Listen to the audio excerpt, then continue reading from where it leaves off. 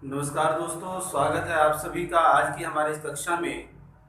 तो आज हम करने जा रहे हैं कक्षा 10वीं की हिंदी व्याकरण। हिंदी व्याकरण के अंतर्गत कक्षा 10वीं में क्या क्या पूछा जाता है, पहले उसके संदर्भ में चर्चा करेंगे, फिर एक टॉपिक हम उठाएंगे। ठीक है, तो आइए शुरू करते हैं। कक्षा 10वीं हिंदी व्याकरण। हिंदी व्याकरण में कक्षा 10वीं में जो हमारे पास पूछा जाता है वो आता है आपके पास रचना के आधार पर वाक्य भेद। रचना के आधार पर वाक्य भेद। वाक्य भेद। ठीक है दोस्तों। फिर पूछा जाता है आपसे वाच्य। फिर आपसे पूछा जाता है पद परिचय। और अंतिम जो टॉपिक रहता है वो होता है रस का। रस। तो रचना के आधार पर वाक्य भेद आप 9th क्लास में पढ़ चुके हैं, फिर भी आपको कराए जाएंगे ये। इन चारों टॉपिक्स में जो सबसे मुश्किल टॉपिक है, जहां बच्चों को ज्यादा दिक्कत आती है, वो है रस। रस जो है वो सबसे ज्यादा मुश्किलें बच्चों को आती है इसके अंदर। ठीक है। इसके बाद जो है वो है पद परिचय। तो आज जो है हम यहां से शुरू करेंगे पद परिचय। पद परिचय जो इस कक्षा में करवाया जा रहा है। तो चलिए आइए पता करते हैं कि पद परिचय होता क्या है। ठीक है दोस्तों।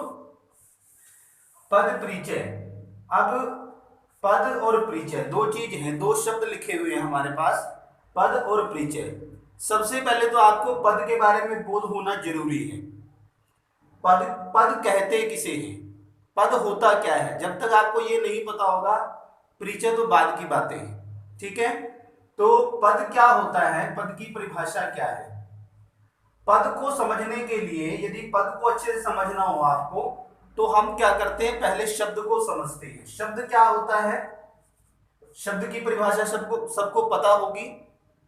शब्द क्या होता है, वर्णों के सार्थक जो समूह होता है उसको हम शब्द कहते हैं। उसको क्या कहा जाता है दोस्तों, शब्द कहा जाता है। वर्णों के सार्थक समूह को, वर्णों के सार्थक समूह को क्या कहते हैं, शब्द कहते हैं। शब्द कहते हैं। वर्णों के सार्थक समूह को शब्द कहा जाता है, शब्द कहते हैं। अब यहां पर नोट करने वाली जो बात है वो है सार्थक। कई बच्चे कहते हैं वर्णों के समूह को शब्द कहते हैं, ये डेफिनेशन गलत है।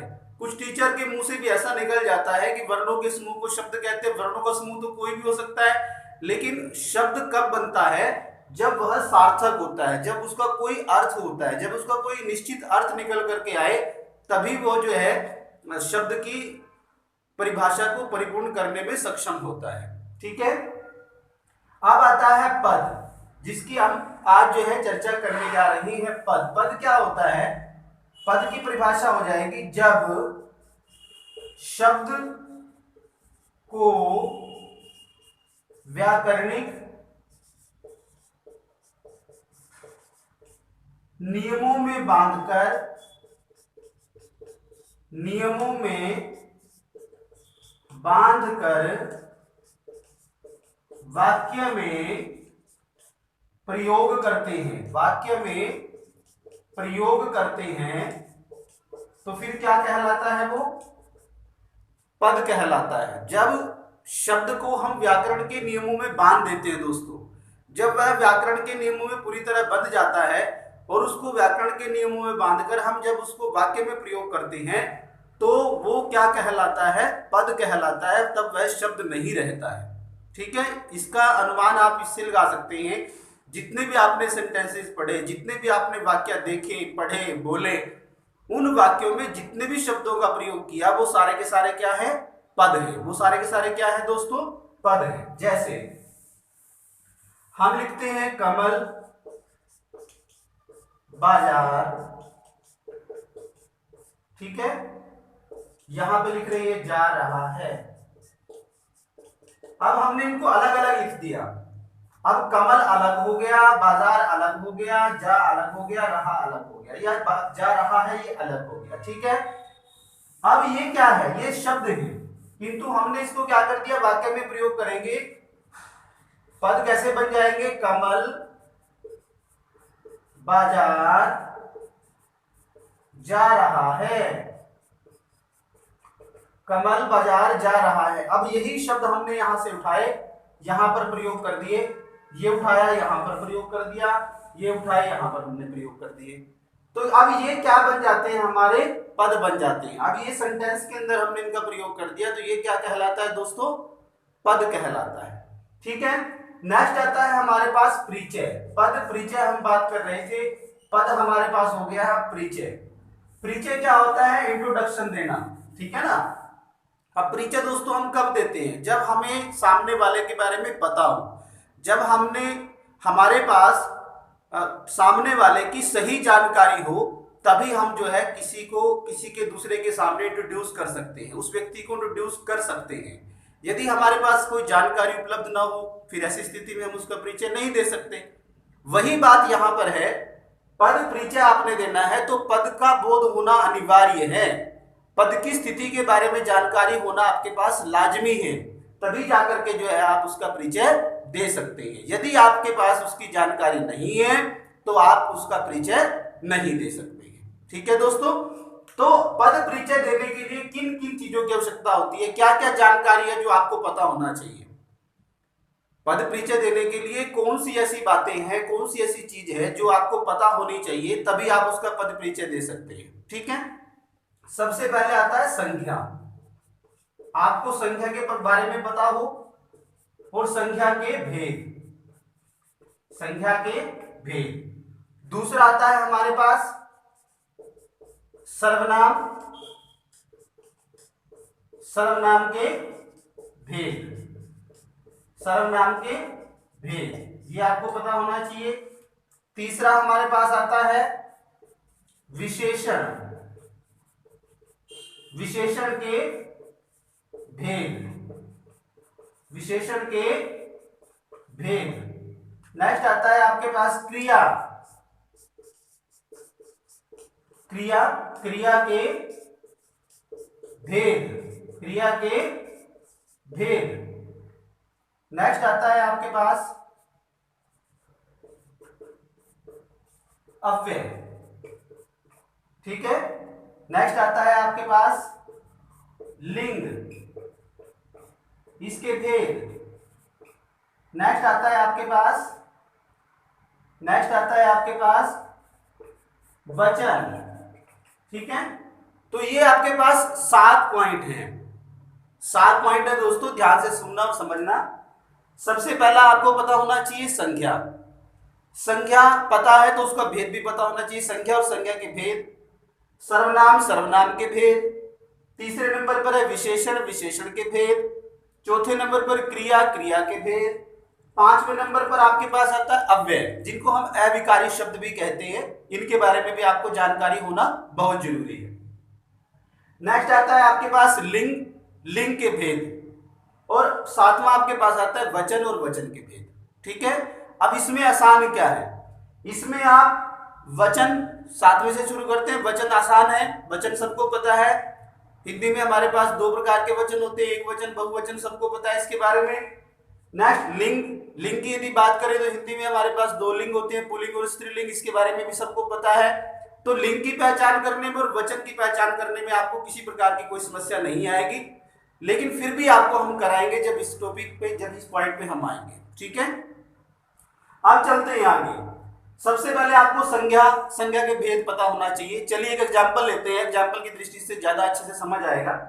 तो पहला उदाहरण ले रहे हैं हम, ये नोट कर लिया होगा सभी ने, नहीं नोट किया तो ये नोट कर ले, जिनके पास पुस्तक नहीं है हिंदी बी की। अब संख्या की हम बात करते हैं। सबसे पहला पॉइंट है हमारे पास संख्या। अब मान लिया हमने लिखा मोहन स्कूल जा रहा है। अब पेपर में पूछा जाएगा आपको कि रेखांकित का पद परिचय दीजिए। रेखांकित मैंने अंडरलाइन किया होगा कोई शब्द, एक सेंटेंस में दो शब्द भी रेखांकित हो सकते हैं, तो आपको कहा जाएगा कि इनका पद परिचय दीजिए। मान लीजिए यहाँ पर स्कूल को हम रेखांकित करते हैं, ये रेखांकित शब्द है आपका, प्रश्न पूछा गया है कि रेखांकित शब्द का पद परिचय दीजिए या पद का पद परिचय दीजिए।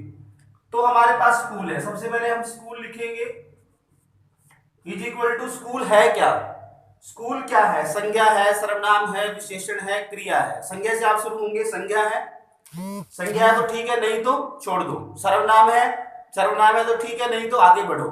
ठीक है, तो स्कूल क्या है हमारे पास, स्कूल एक जगह का नाम है, एक स्थान का नाम है।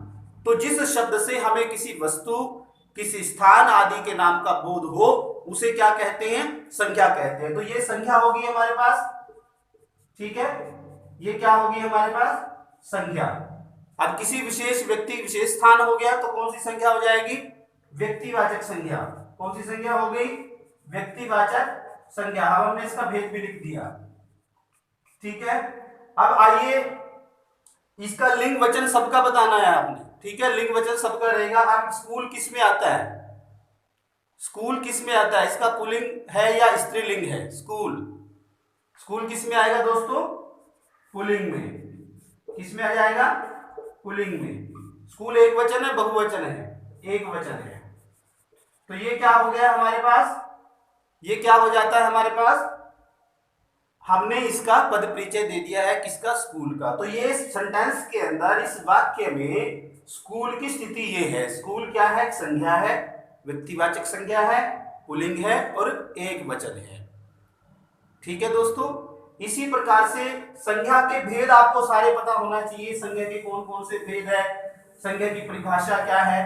ठीक है, तो संज्ञा की परिभाषा सबको पता होगी क्या है, जिस शब्द से हमें किसी व्यक्ति, वस्तु, स्थान आदि के नाम का बोध हो या पता चले, उसे हम संज्ञा कहते हैं। ठीक है, संज्ञा के भेद कितने हैं, तीन भेद है। कौन कौन से हैं बताइए जरा, व्यक्तिवाचक संज्ञा,